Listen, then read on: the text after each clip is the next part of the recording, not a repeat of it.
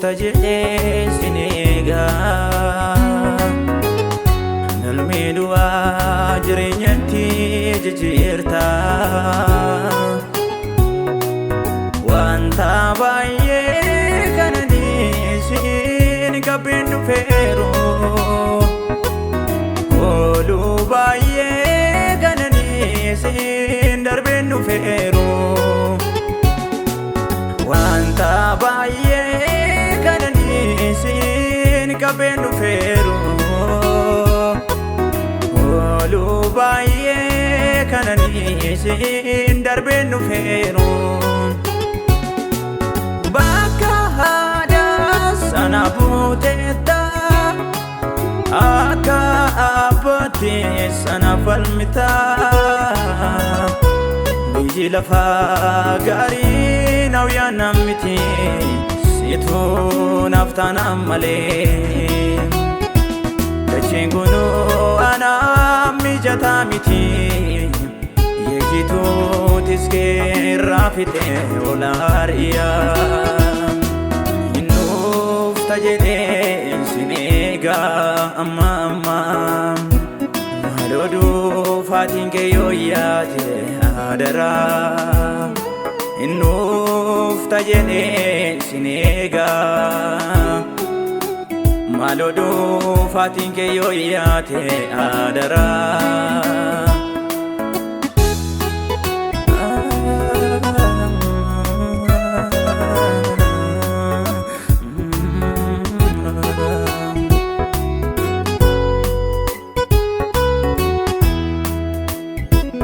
akka dukkanaa'etti nafuun gaaf tokko barii ulfina arguuf jirra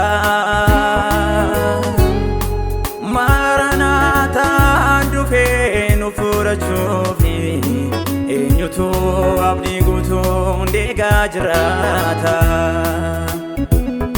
Waaqayyo akkas jedhee ankobaatti sin dhiisu dhufee mirga kootti sin fudhaa boo'ichaaf ganda keessatti sin hambisu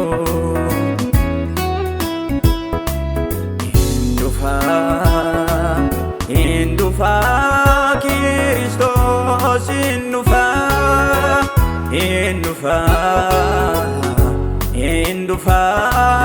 Yesuus hin dhufaa Kiristoos hin dhufaa Yesuus hin dhufaa Maranatha si arguu nawwee dafii kottu Yesuus abbaa keenyaa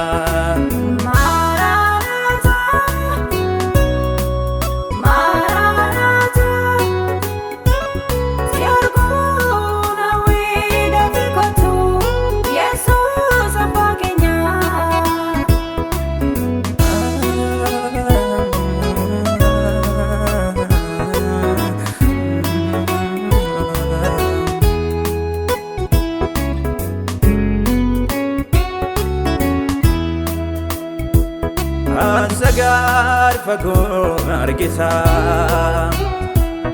isa achi fagoos ni beekta dhibbisaa dhaloota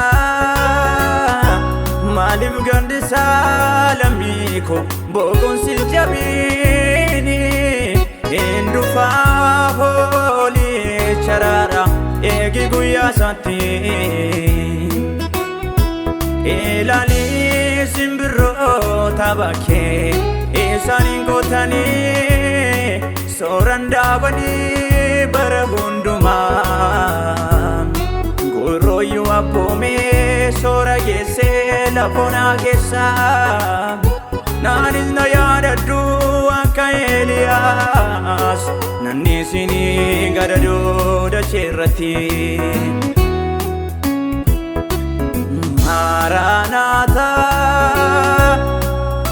Maranatha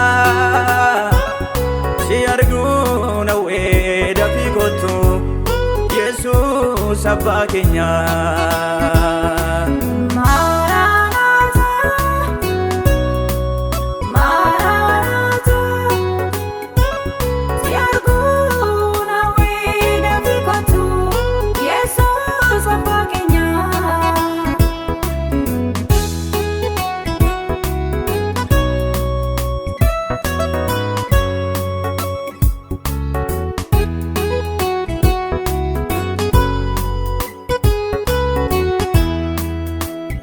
Kuno imni keen bahera ulfinni waaqarraas bahee mul'ateera.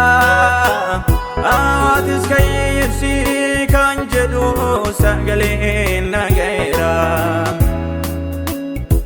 Dukkani lafanii uwwisa dukkani chinimitiin saba lafarraa ni hoska. Siif garuu ifni baheera hindufe Waaqayyo mootiin dukkana kaasuu dacheera. Maranatha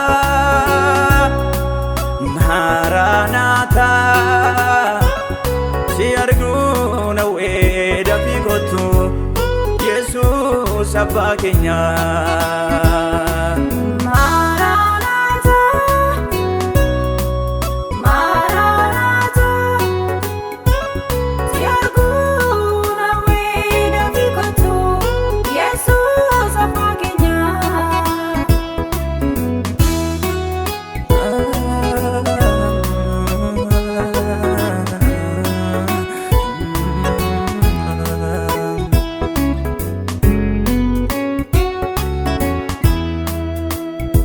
Ati jaal jennaan ajala gullaa koo argeen dhoskandu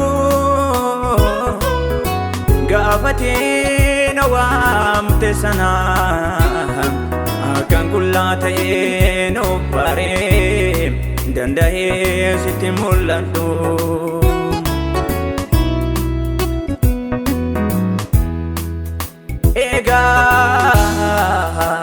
Yoo ati dhufte malee yaa galaanatu burqituu boreessa silaa guyyaa ati deebitee dhuftutti ibsaanan qabbee dhaabadhu daamaan irratti hin ta'ini. Maranatha Maranatha si arguu nawwee dafii kottu Yesuus abbaa keenya.